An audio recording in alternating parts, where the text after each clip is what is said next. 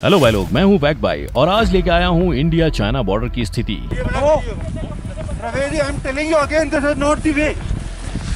पर अब ये सुनो, चाइनीज हिस्टोरियन वैंग वेंगवू ने एक इंटरव्यू में कहा कि एंशियंट चाइनीज लोग भारत को पश्चिमी स्वर्ग माना करते थे। That they actually looked upon India as a Western heaven.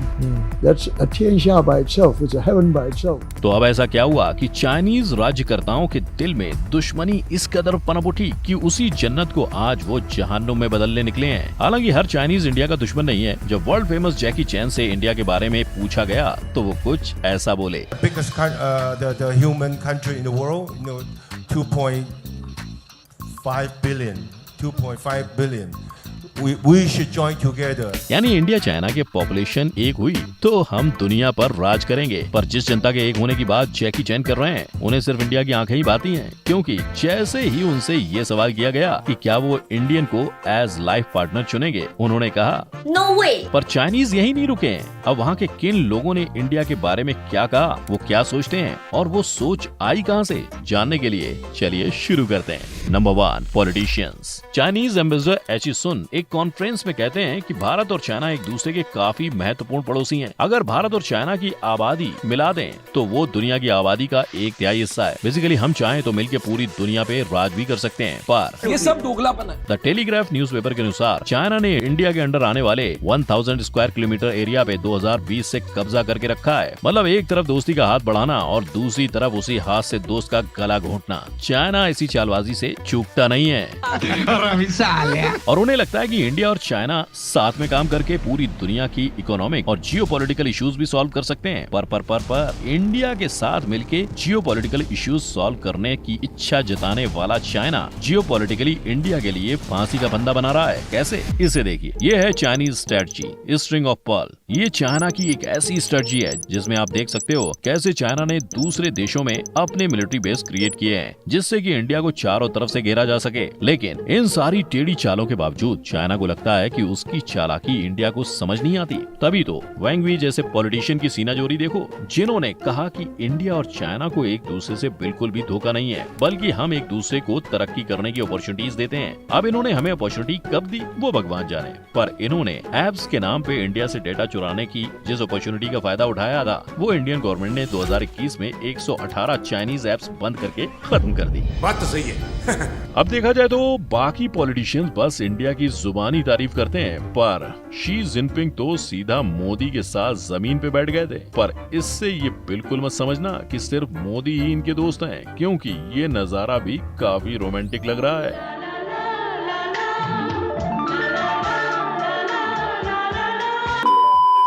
Number 2, artist. नमस्ते, चायो। देखा जैकी चैन इंडिया की कितनी रिस्पेक्ट करते हैं, और ये कोई दिखावा नहीं, क्योंकि जब उनसे पूछा गया कि उनकी इंडिया चाइना रिलेशन पे क्या राय है, तो उन्होंने ये जवाब दिया। India yoga, Chinese kung fu together.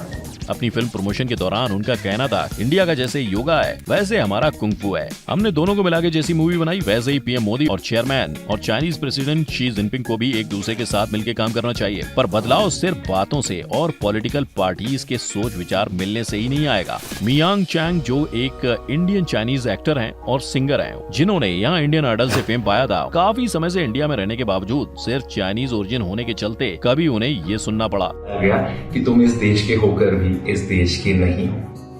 Go back to China नहीं। तो कभी ये, क्योंकि ऐसी रेसिस्ट बातें वो बचपन से इग्नोर करता है। और ये बात उन्होंने सारे इंडियंस को नीचा दिखाने के लिए नहीं बताई, पर ये समझाने के लिए बताई, अगर देश की दूरियों को मिटाना है तो हमें भी बदलना होगा। यानी दुनिया बदलने की शुरुआत अपने घर से करनी होगी। Number 3, Chinese news reporter. मैं भारत को बहुत प्यार करती हूँ, क्योंकि भारत में मैं इधर उधर घूमती हूँ। भारतीय लोगों के साथ नजदीक से संबंध कायम हुआ था।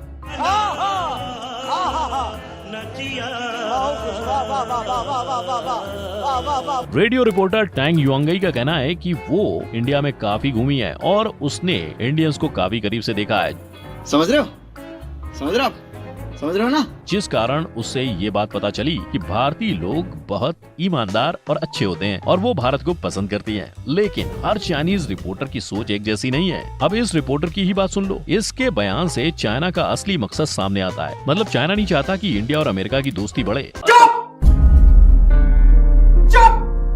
उसे कैसे भी करके इंडिया और अमेरिका की दोस्ती में दरार पैदा करनी है। पर आज इंडिया के खिलाफ खड़ा रहने वाला चाइना हमेशा से ऐसा नहीं था। ये देखो, जब चाइनीज हिस्टोरियन और पत्रकार वैंग वेंगवू का इंटरव्यू लिया गया तो उन्होंने कहा कि शुरुआती दौर में इंडिया और चाइना के बीच बस ट्रेडिंग चला करती थी, जिस वजह से दोनों के बीच सिर्फ व्यापारिक संबंध था। अच्छा, हमको सिखा रिया है। पर जब इंडिया से बुद्ध धर्म चाइना पहुंचा तो हालात बदल गए। वो भी इतने कि आज भी चाइना की ज्यादातर पॉपुलेशन बौद्ध धर्म को ही फॉलो करती है। चाइना में बुद्धिज्म का प्रचार करने के लिए एंशिएंट चाइनीज लोग इंडिया को पश्चिमी स्वर्ग माना करते थे। Number 4, Chinese student studying in India. करीबन 3 लाख चाइनीज स्टूडेंट आज इंडिया में पढ़ रहे हैं और वो इंडिया के बारे में क्या सोचते हैं ये जानना काफी दिलचस्प होगा, क्योंकि ये वो युवा पीढ़ी है जिनके 2 पॉइंट ऑफ व्यूज हैं। जैसे कि इस लड़के ने कहा, इंडिया में आने के बाद उन्हें पता चला कि इंडिया टेक्नोलॉजी हब है, क्योंकि चाइना में रहते थे। जो डॉक्यूमेंट्रीज और न्यूज उसने देखी थी उसमें इंडिया की इमेज कुछ ऐसी दिखाई जाती थी। और चाइनीज स्टूडेंट को इंडिया चाइना के रिलेशन के बारे में पूछा गया तो उन्होंने कहा कि सीमाओं पर हुए तनाव के कारण हालात काफी खराब हैं। ऐसे समय पर हमें साथ मिलकर रहना चाहिए और उन्हें नहीं लगता कि दोनों देशों में युद्ध हो। This is a challenge around the world. So we need to stay together and facing it. बल्कि उन्हें लगता है कि दोनों देशों के पॉलिटिशियंस को साथ मिलके इस स्थिति पर चर्चा करके सॉल्यूशन निकालने की जरूरत है। पर कुछ स्टूडेंट ऐसे भी थे जिन्हें देश और दुनिया की नहीं, अपनी निजी परेशानी का ज्यादा ख्याल था। जैसे इन स्टूडेंट मोहतरमा को इंडियंस के 5 मिनट बोलकर आधे घंटे तक ना आने से प्रॉब्लम है। The thing I don't like in Indian is the people, they don't care so much about the time. वहीं इन भाई साहब ने दिल्ली को शंघाई और बीजिंग की तरह डेवलप ना होने को शॉकिंग बता दिया। One thing really shocked me about India is like this city is not really look like a developed city. मरना तेरे को डर नहीं लगता? Number 5, common people. अब तक हमने चाइना को उनके पॉलिटिकल लीडर्स, उनके न्यूज रिपोर्टर्स और फिर चाइना से इंडिया स्टूडेंट के लेंस से देखा। अब वक्त है ये जानने का कि आखिर आपके और मेरे जैसे आम लोग इंडिया के बारे में क्या सोचते हैं। सबसे पहले बात करते हैं विमेंस पर। Women. हम काले हैं तो क्या हुआ, दिल वाले हैं। अगर आप किसी भी आम चाइनीज इंसान को इंडियंस के बारे में पूछोगे तो उनके दिमाग में हमारे लिए यही बात आती है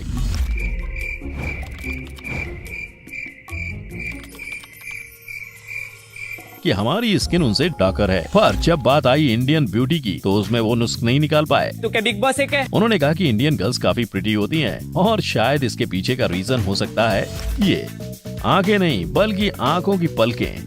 हमें ये चीजें कुछ बहुत बड़ी नहीं लगती, पर चाइना, जापान, कोरिया जैसे देशों में जन्मे लोगों के लिए ये एक ड्रीम फेशियल फीचर होता है, क्योंकि मेजोरिटी चाइनीज लोगों की आंखें कुछ इस प्रकार होती हैं और वो हमारे जैसे डबल आईलेट पाने के लिए प्लास्टिक सर्जरी तक करवाते हैं। बेटा, तुमसे ना हो पाएगा। पर जहां वो एक तरफ इंडियंस की ब्यूटी को मानते हैं, वहीं दूसरी तरफ उनका ये भी मानना है कि इंडिया विमेंस के लिए सेफ नहीं है। जिसे साबित करने के लिए उन्होंने एक एक्सपेरिमेंट भी किया और इंडियन मर्द इस एक्सपेरिमेंट में फेल हो गए। अब सोचने वाली बात है, अगर रास्ते से आने जाने वाले सारे आदमी, लड़की क्या किसी भी फॉरेन मर्द को ऐसे घूरेंगे तो उसको भी कितना अनसेफ लगेगा। बॉलीवुड। अगर आप किसी भी चाइनीज को बॉलीवुड मूवी के बारे में पूछोगे तो वो पहला आंसर यही देगा, 3 इडियट्स। क्या बात है? शायद उनको बॉलीवुड की पहचान 3 इडियट्स से ही हुई है, पर सिर्फ 3 इडियट्स ही नहीं, दंगल और सीक्रेट सुपरस्टार जैसी मूवीज ने तो वहाँ छप्पर फाड़ कमाई की है। जहाँ इंडिया में दंगल का बॉक्स ऑफिस कलेक्शन 538 करोड़ था, वहीं चाइना में उसका कलेक्शन था 1400 करोड़, 3 गुना ज्यादा पैसा। पैसा ही पैसा होगा। और अगर आप सीक्रेट सुपरस्टार के बारे में सुनोगे तो शायद आप अपना करियर छोड़ छाड़ के मूवी बनाने लग जाओगे, क्योंकि उसकी इंडिया में बॉक्स ऑफिस कलेक्शन थी 81 करोड़ और चाइना में जाके उसने सीधा किया इसका 10 गुना, 810 करोड़।